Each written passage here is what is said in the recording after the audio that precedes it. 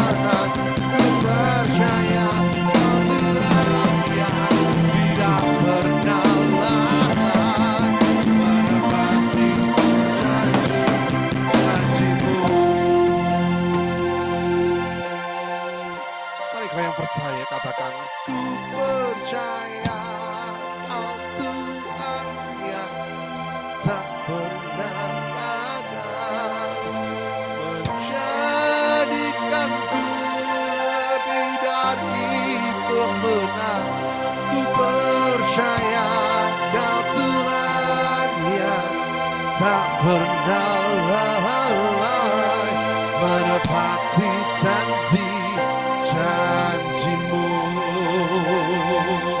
Ku percaya Kau Tuhan yang tak pernah gagal menjadikanku lebih dari pemenang. Ku percaya Kau Tuhan yang tak pernah lalai menepati janji-janjimu, menepati janji-janjimu, menepati janji-janjimu.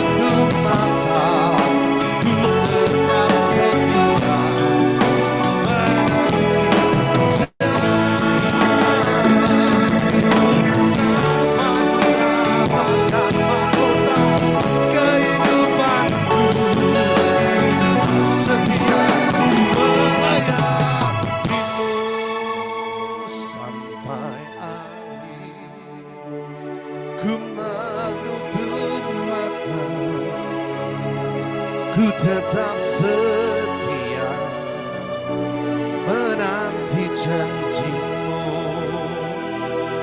sampai ku dapatkan mahkota kehidupanku. Ku tetap setia, ku melayanimu. Mari kau yang percaya bersama-sama angkat tanganmu tinggi-tinggi di hadapan Tuhan. Sebelum kita mendengarkan firman Tuhan yang akan dibawakan oleh hamba-Nya, mari sekali lagi bersama-sama katakan, sampai akhir ku menutup mata, ku tetap setia menanti janjimu sampai ku dapatkan mahkota kehidupanku. Ku tetap setia, ku melayanimu.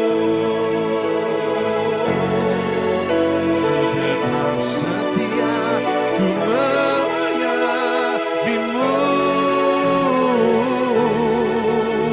Ku tetap setia.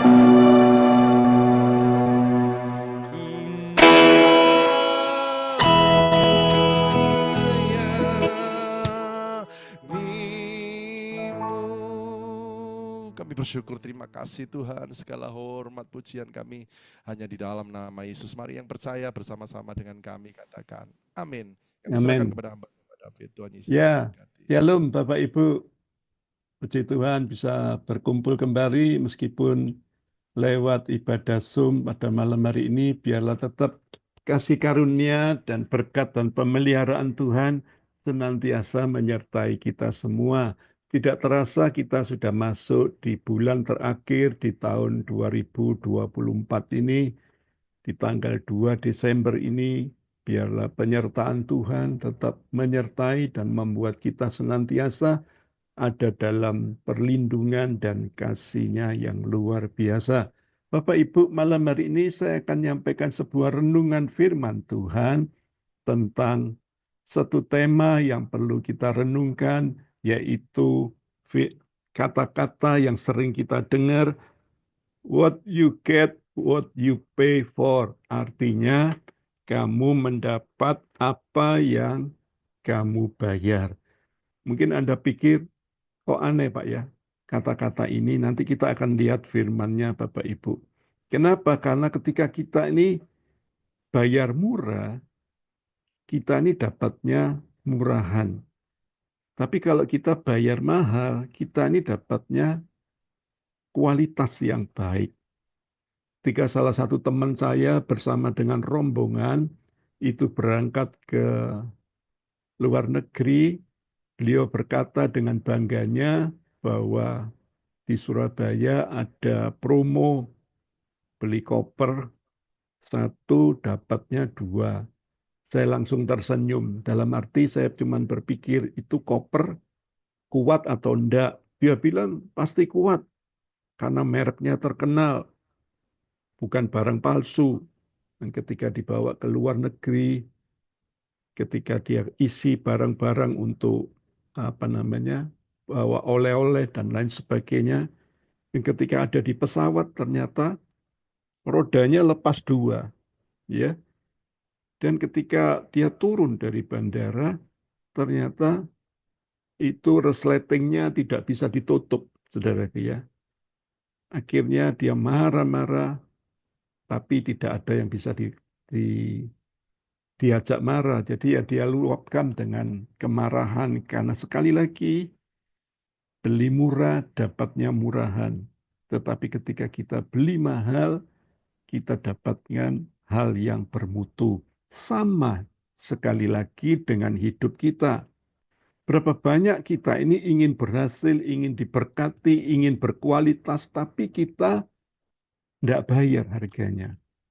Nah, kalau mau hidup diberkati, sukses dan bahagia, sekali lagi ada harga yang harus dibayar ketika kita mengikut Tuhan. Nah, kita akan baca firman-Nya. 1 Korintus pasal 3 ayat 10 sampai 15.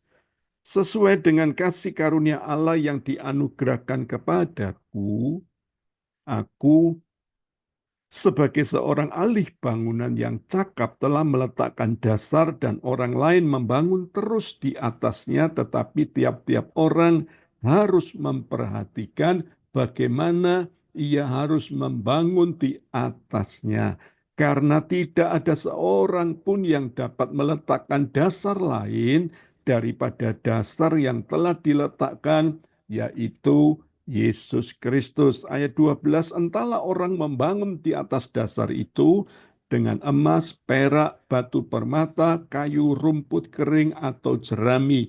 Sekali kelak pekerjaan masing-masing orang akan nampak, karena hari Tuhan akan menyatakannya, sebab ia akan nampak dengan api, dan bagaimana pekerjaan masing-masing orang akan diuji oleh api itu. Jika pekerjaan yang dibangun seorang tahan uji, ia akan mendapat upah. Jika pekerjaannya terbakar, ia akan menderita kerugian, tetapi ia sendiri akan diselamatkan, tetapi seperti dari dalam api. Amin. Firman Tuhan ini dengan jelas mengatakan kepada kita, ditulis oleh Rasul Paulus kepada jemaat yang ada di Korintus pada saat itu, mengingatkan kepada kita yang ada di tempat ini. Paulus mengarahkan setiap pembangunan kehidupan kita orang percaya, berapa lama kita ini sudah ikut Tuhan. Mungkin sekian waktu, sekian bulan, sekian tahun. Tetapi apakah kita membangun rumah Tuhan itu dengan baik? Dan malam hari ini kita ini membangun kehidupan itu dengan kehidupan yang berkualitas, dengan keberhasilan, dengan kebahagiaan. Nah, kembali Tuhan ingatkan kepada kita, ada hal-hal yang harus dibayar. You get what you pay for.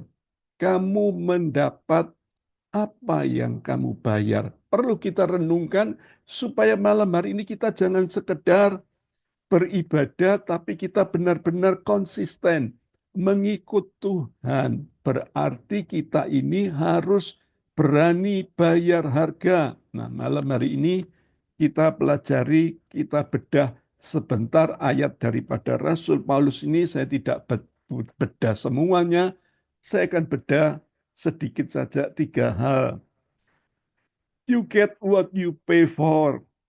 Yang pertama, jadikan Yesus sebagai pondasi. Tadi ayatnya sudah jelas, saudaraku ya.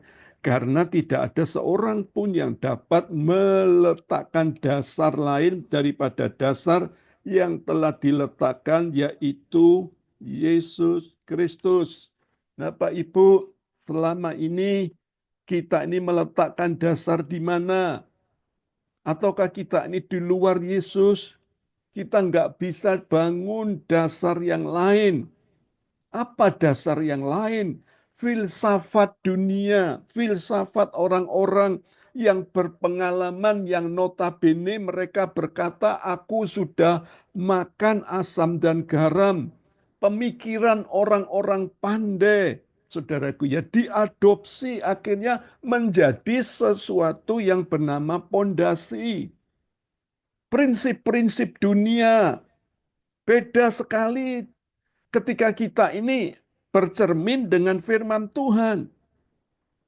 Nah, kalau kita lakukan dengan sungguh-sungguh, maka hidup kita sekali lagi akan ada di mata Tuhan itu sebagai satu pribadi yang mahal, bukan pribadi yang murahan. Sebab berapa banyak kita ini sekali lagi kepinginnya yang wah, kepinginnya yang mewah, kepinginnya yang mahal, tapi kita bayarnya yang murah. Gimana bisa seperti itu?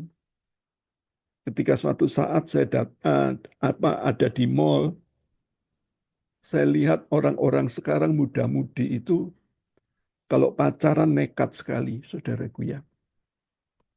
Beda dengan zaman dulu. Ketika saya pacaran gitu, tidak berani. ngerangkul pacar saya itu di depan umum. Tapi sekarang ini di mal-mal orang itu tidak malu. Ngerangkul pacar. Bukan cuma ngerangkul saja, Bapak Ibu. Saya lihat sendiri, orang itu mencium keningnya, mencium pipinya, mencium mulutnya. Di depan banyak orang. Ini dunia sekarang sudah terbalik. Karena dunia semakin hari semakin edan, saudaraku ya.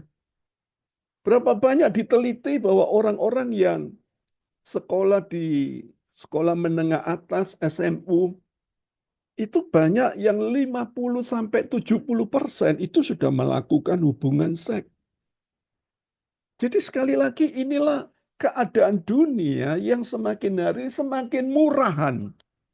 Bukan mahal, tetapi semakin murahan. Hati-hati Bapak Ibu, Anda mungkin yang masih muda, ayo jangan Anda katakan, wah orang tua kok kuno.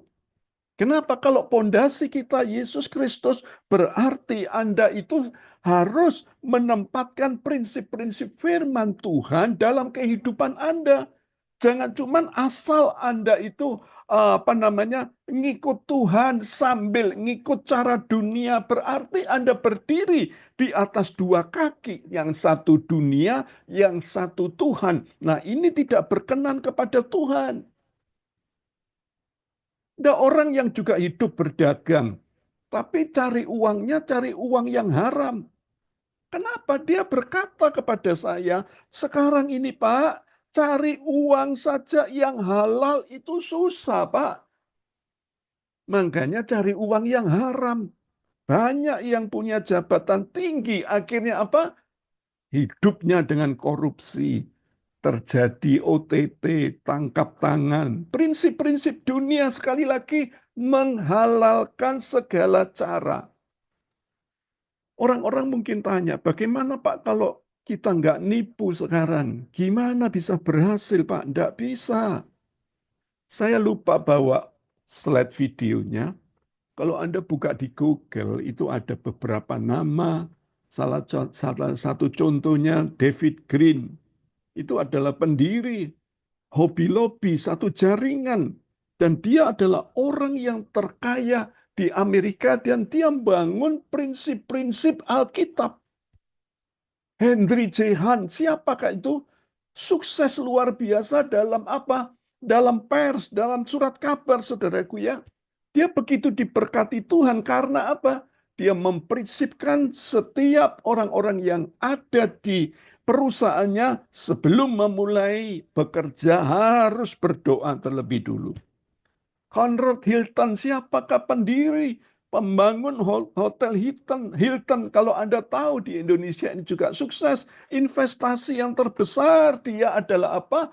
Selalu berdoa pagi, berdoa setiap pagi. Kalau Anda buka di Google ada namanya Truth Carty, siapakah dia? Pemimpin yang menjalankan bisnis sesuai Alkitab, Bapak Ibu. James L. Clark, siapakah itu? Dia adalah pembuat keju olahan. Dia mensupport orang-orang muda pada saat itu untuk penginjilan pada zamannya. Robert Lai, Robert J. Siapakah Robert J? Bisnismen dari Tuhan yang berani melakukan kebenaran sesuai Alkitab. Dan dia orang yang diberkati Tuhan. James Conrad, siapakah pengusaha yang kaya raya, juga sama. Menerapkan prinsip-prinsip Alkitab. James C.G. Payne, siapakah itu yang dia ketika mendapat kesembuhan dari Tuhan, dia akhirnya menjalankan semua bisnisnya sesuai firman Tuhan. Sam Worton, siapakah pendiri Waralaba, pengusaha yang sukses. Dia mempraktekkan seluruh kebenaran firman Tuhan.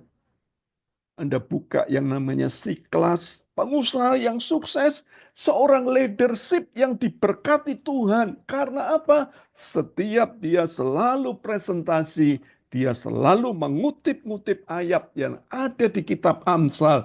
Dia memberitahukan kepada dunia, kalau engkau mengikut Tuhan, hidupmu itu akan sukses.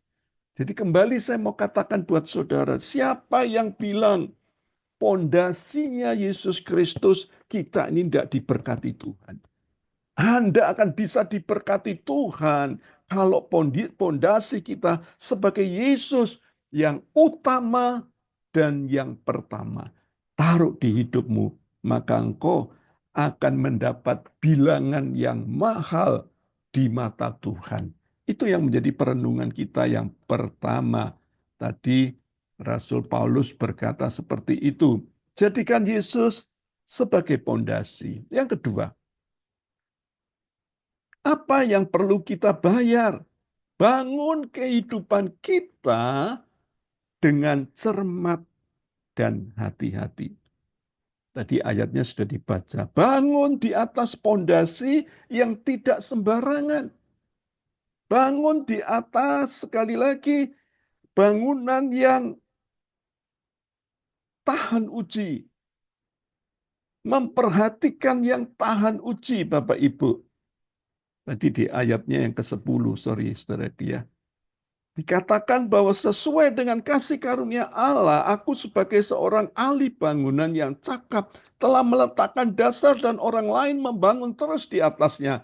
Tapi tiap-tiap orang harus memperhatikan bagaimana ia harus membangun di atasnya. Kata Yunani memperhatikan di situ adalah blepo. Bahasa Yunani blepo itu artinya hati-hati, cermat, membangun hidupnya. Tidak asal saja ngikut membangun. Ada bagian-bagian yang Tuhan bagiannya, ada bagian-bagian kita yang bagiannya. Jadi kembali jangan semua diserahkan kepada Tuhan. You get. Apa yang kau dapatkan itu juga apa yang kau bayar. You get, you pay. Bapak Ibu. Salah satu contoh, kalau kita ini kepingin sehat. Orang-orang cuma kadang-kadang kepingin mujizat, kesembuhan. Tapi ketika saya tanya, Anda kalau mau melewati kesembuhan, ya harus sakit dulu. Nah, gimana harus sakit? Ya enggak usah susah. Makan saja seenaknya sendiri. Makan saja es krim setiap hari. Anda pasti dalam waktu 1 bulan pasti sakit, saudaraku ya. Kalau ingin sekali lagi badan kita sehat, kita harus bayar. Apa yang harus kita bayar? Jaga makanan, olahraga, istirahat yang cukup. Anda sekali lagi harus cermat. Mau dapat yang sehat juga, makanan kita dijaga. Lu pendeta ini sering saudaraku ya, kalau setelah ibadah dijak makan.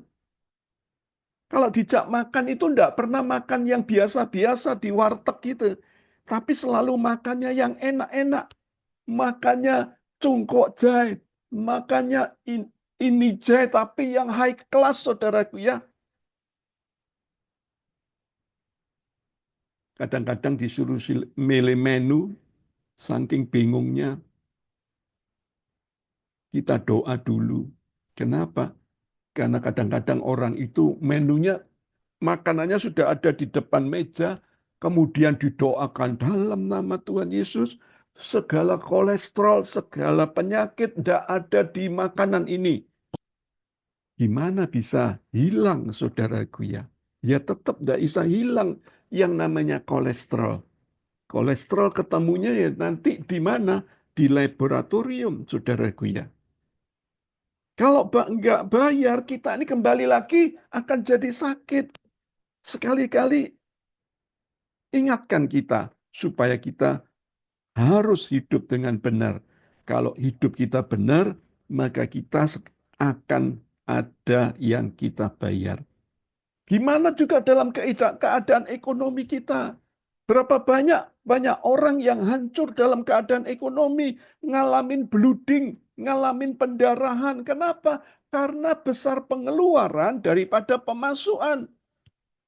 Kunci miskin jadi kaya adalah apa? Menabung. Dikit-dikit kita harus bisa nabung. Kenapa? Karena itu adalah modal investasi. Tidak ada, saya mau katakan sekali lagi, orang miskin itu jadi kaya, jarang.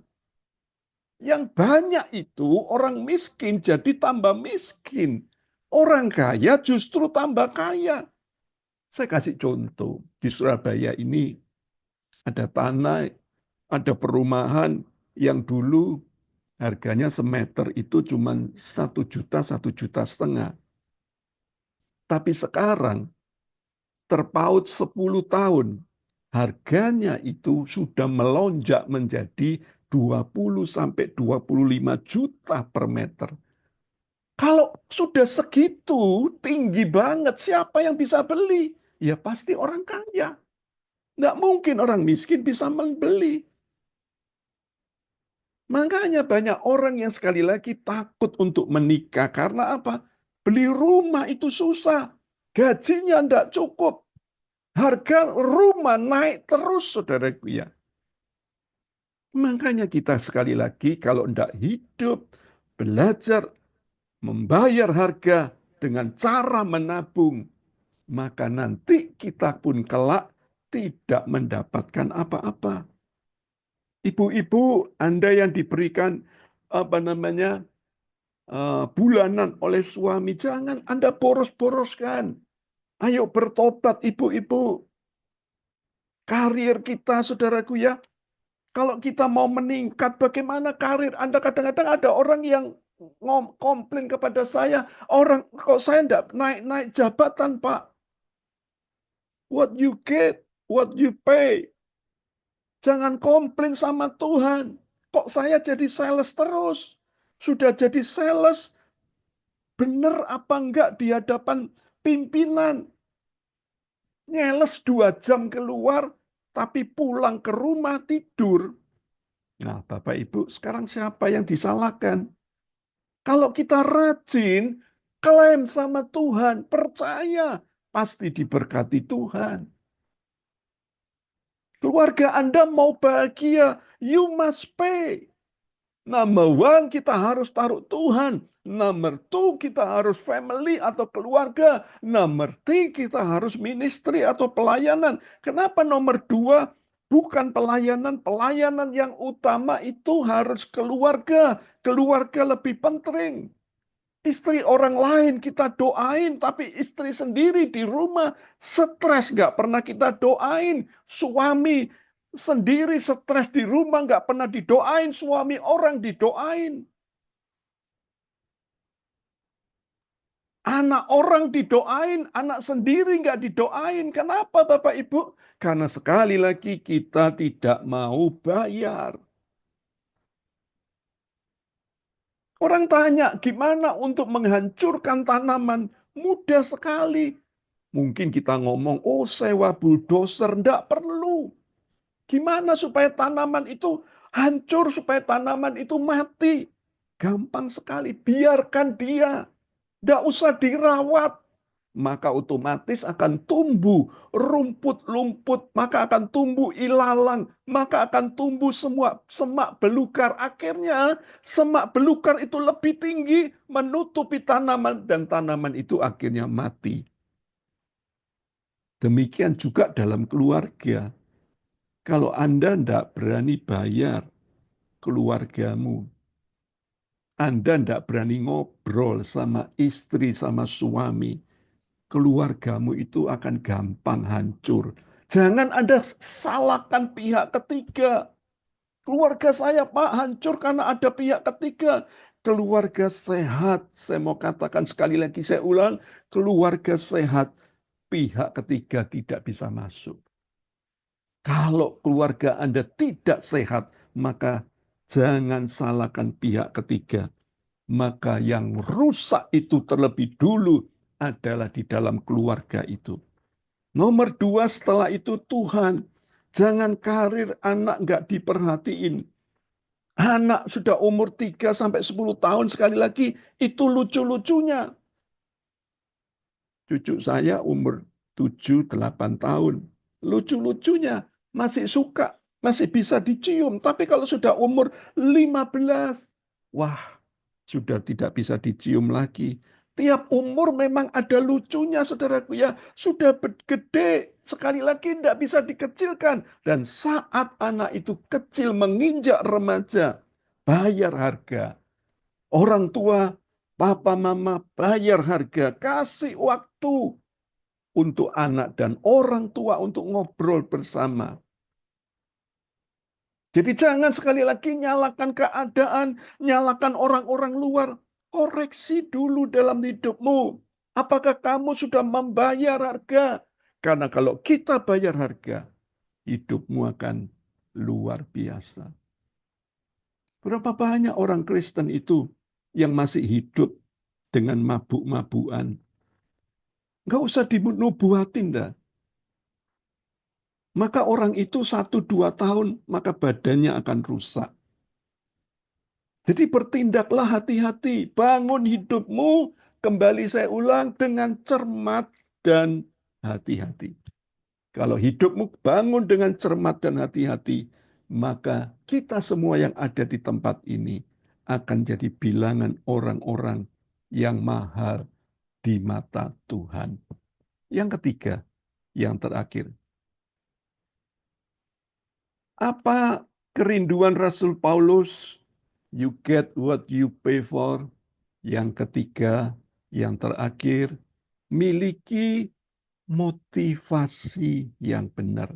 Tadi ayatnya sudah dibaca, saudaraku ya. Oh, ini kebalik, saudaraku ya. Ayatnya tadi yang ada di ayat yang ke-13.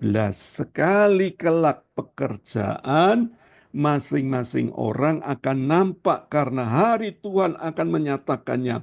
Sebab ia akan nampak dengan api, dan bagaimana pekerjaan masing-masing orang akan diuji oleh api itu. Motivasi yang benar, pembahasan yang beda, harga yang mahal, supaya kita dapat sesuatu yang ketika kita bayar. Bagian pertama tadi tahan api, dan yang kedua tidak tahan api, saudaraku ya. Saudara ada di bilangan yang mana? Setiap pekerjaan, setiap bisnis, sekali lagi di tahun 2024, di tahun 2025 ini semua sedang diuji oleh api. Renungkan Bapak Ibu, bahannya apa? Kalau Anda bahannya tahan api, maka apapun juga tantangan yang ada di depannya, Anda pakai tantangan itu sebagai sebuah pemurnian. Hasilnya adalah apa? Dikatakan kau tadi akan dapat upah. Artinya adalah apa? Motivasi yang benar.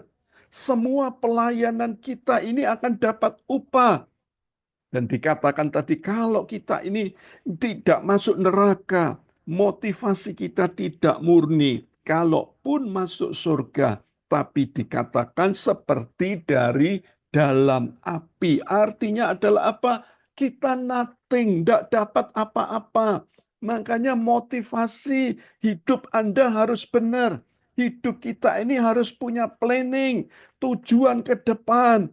Ayo sekali lagi setiap kita yang ada di tempat ini, ayo semua apa yang kita kerjakan, semua apa yang kita lakukan itu punya sebuah tujuan adalah apa?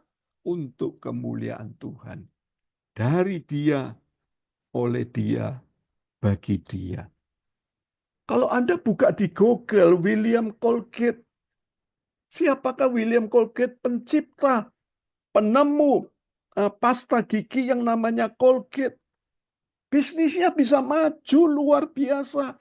Anda selidiki dan dikatakan di situ dia berani pertama bayar harga, kasih Tuhan cuman untuk pelayanan itu 10%. Kemudian dia semakin diberkati, dia berani kasih 20%. Kemudian dia semakin diberkati, dia berani kasih 30%, meningkat menjadi 80%, meningkat menjadi 90%, hanya 10% dia pakai untuk pribadi. Semua keuntungannya dia berikan untuk pelayanan. Kenapa dia bisa lakukan seperti itu? Karena dia punya motivasi yang benar. Bapak Ibu, ada orang gajinya 1 juta. Kasih perpuluhan 100.000. Saya tanya, berat atau mudah? Mudah, Pak. Betul sekali mudah. Cuman cepek jing, saudaraku ya. Gajinya naik jadi 10 juta. Perpuluhannya berapa? 1 juta. Saya tanya berat atau enggak? Ringan Pak, cuman 1 juta. Kemudian jadi direktur, gajinya 100 juta. Perpuluhannya 10 juta. Saya tanya berat atau enggak? Langsung dia jawab berat Pak.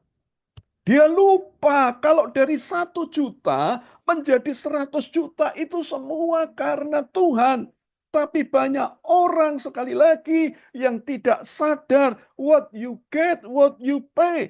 Kalau Anda berani bayar harga dengan mahal, ikut Tuhan dengan sungguh-sungguh. Banyak orang setia ketika bayar perpuluhan sudah kaya semakin kaya. Tapi banyak juga orang anak Tuhan kaya lupa membayar yang terbaik bagi Tuhan. Bapak Ibu ingat motivasi kita harus benar. Jangan sekali lagi kita ini bilang ngirit-ngirit padahal ujungnya kita ini adalah pelit. Ya, kalau hidup kita ini pelit, kita tidak diberkati Tuhan. Motivasi kita harus benar. Investasi hartamu kepada Tuhan tidak ada yang sia-sia. Ada satu cerita, 2 orang sahabat, kemudian yang satu bangkrut, yang satu makin sukses. Wah, yang satu itu makin berhasil. Yang bangkrut ini saya kasih contoh si A. Lah yang sukses ini namanya si B. Kemudian si A ini bilang sama si B, kamu sudah sukses, kamu sudah luar biasa, tolongan aku yang bangkrut ini. Jawab si B apa? Oke deh, aku akan tolong kamu. Kamu kan kontraktor ya. Oke, saya kasih kamu 1.000 US dollar. Saya kasih kamu nilai 1.000 US dollar untuk apa? Bangun sebuah tanah. Dia tinjau itu tanah dan akhirnya betul tanah itu bagus sekali dan siap untuk dibangun. Tapi apa jawab si A ketika dia mengerjakan bangunan itu? Dia timbul ide yang jelek. Yaitu apa? Dia beli barang-barang bukan yang baru, tapi yang bekas. Konstruksi bajanya dikurangin. Harusnya 2 senti dibuat jadi 1 senti. Dari 1.000 US dollar itu dia bisa korupsi 500 US dollar. Jadi dia bangga sekali bisa korupsi. Kemudian ketika selesai rumah itu dengan megahnya, kemudian dia siap kasih kunci kepada temannya si B. Kemudian temannya si B ketika terima kunci itu, temannya bilang gini, ketika dilihat rumahnya, dia bilang, rumahku itu sudah banyak ya. Jadi sekali lagi, aku berterima kasih kamu sudah bangun tanah ini. Tapi kunci ini tak berikan sama kamu. Pakaiin rumah ini. Waduh, ini teman si A ini terkejut sekali. Dia tidak pernah bayangkan kalau rumah ini ternyata diberikan kepada dia. Kok tidak ngomong dari pertama? Pasti aku akan kasih bahan-bahan yang spesial. Kembali sekali lagi motivasinya. Ketika ditempati 3 bulan tidak ada apa-apa. 6 bulan tiba-tiba terjadi bocor. Itu tembok-temboknya terjadi retak. Saudaraku ya. Kemudian ada bocor pipa sana sini dan lain sebagainya. Akhirnya dia harus renovasi lagi itu rumahnya. Dan habisnya 1.000 US dollar lagi. Dia harus buang uang untuk merenovasi rumahnya karena dia menipu hidupnya, akhirnya motivasinya sendiri yang menghancurkan dia. Bapak Ibu, malam hari ini, what you get, what you pay. Apa yang kau dapatkan, itu juga apa yang kau bayar. Jadikan Yesus sebagai pondasi di hidupmu. Yang kedua, bangun kehidupan kita sekali lagi dengan cermat dan teliti. Jangan salahkan situasi dan kondisi, tapi hidup kita sendiri yang kita tidak bangun dengan cermat dan teliti. Dan yang terakhir, miliki motivasi yang benar, maka hidupmu akan berharga di mata Tuhan dan di mata manusia. Tuhan memberkati kita. Amin. Kita akan nyanyi sebuah lagu. Saya serahkan Alfian. Ya. Mari bersama-sama kita akan memuji Tuhan, Bapak Ibu Saudara. Terima kasih. Tuhan, Kau sempurna dalam rencanamu dan karyamu. Ku serahkan hidupku, murnikan dengan Roh-Mu. Hidupku menggenapi firman-Mu, tanda mujizat sertai tiap langkahku. Kau bersamaku, di dalamku, jadi bukti kebesaran-Mu. Hidupku menggenapi firman-Mu, tanda mujizat sertai tiap langkahku. Kau bersamaku, di dalamku, jadi bukti kebesaran-Mu. Kau bersamaku, Kau bersamaku, di dalamku, jadi bukti kebesaran-Mu. Kami persilakan hambanya Ibu berdoa, silakan. Yang doa syafaat bisa dilanjutkan. Terima kasih Tuhan atas semua berkat yang melimpah yang Kau curahkan untuk PD Harvest Blessing ini Tuhan. Firman yang sangat bagus ini Tuhan, biarkan membuahkan hasil yang baik pada jemaat-Mu di PD Harvest Blessing Tuhan. Dan kami pulang dari tempat ini Tuhan, kami akan membawa berkat spesial-Mu Tuhan. Yang kekurangan Tuhan cukupi dengan kelimpahan dalam nama Yesus. Yang dalam masalah Tuhan selesaikan masalahnya dalam nama Yesus. Di ujung tahun ini Tuhan, kiranya Tuhan memberkati dengan buah yang baik Tuhan kepada PD Harvest Blessing ini Tuhan, agar anak-anak-Mu semuanya makin dewasa dan makin mengerti betapa Engkau luar biasa telah memberkati kami semuanya. Dan buah-buah roh yang Kau berikan setahun ini Tuhan, biarkan kami terima dengan bersyukur Tuhan. Kami penuh mengucap syukur dan terima kasih. Berkati juga Pak David Tuhan, agar diberikan lagi hikmat yang lebih lagi Tuhan, pewahyuan dan semua apapun yang dia doakan Tuhan, kiranya Kau tahirkan Tuhan, agar semuanya akan jadi sesuai dengan kehendak-Mu Bapak. Terima kasih Tuhan, berkati anak cucu menantunya Tuhan, berkati juga kami semuanya Tuhan. Kami berdoa untuk PD Harvest Blessing Tuhan, kiranya di hari Rebo ini Tuhan, Kau kirimkan jemaat-jemaat-Mu yang undur Tuhan, tarik kembali Tuhan. Dalam nama Yesus Tuhan, Tuhan kirimkan jemaat-jemaat yang benar-benar rindu akan Engkau Tuhan. Penuhi kursi-kursi kami Tuhan yang kosong. Tuhan penuhi dalam nama Yesus Tuhan. Terima kasih ya Tuhan, aku percaya Tuhan. Jika Kau yang membuka, maka Engkau juga yang mengisi jemaat-Mu, Tuhan. Terima kasih, Tuhan. Terima kasih. Juga kami bersyukur karena di saat Natal ini tanggal 11, semuanya kursi sudah terpenuhi. Tuhan, tinggal dana yang kami butuhkan kurang sedikit, kiranya Kau kirimkan donatur-donatur yang akan mengirimkan dana yang akan kami pakai ini, Tuhan. Kiranya biar Kau cukupkan, Tuhan. Terima kasih ya Tuhan, buat acara ini semakin meriah dan bermakna, Tuhan.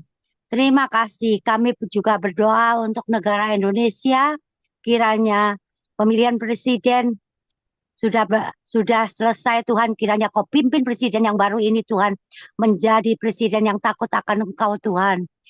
Aku percaya, Tuhan, dari pimpinan atas sampai pimpinan yang terbawah, Tuhan. Kiranya Kau jamah mereka, Tuhan. Berikan kemakmuran keuangan Indonesia, Tuhan. Berikan roh pertobatan dalam nama Yesus, Tuhan.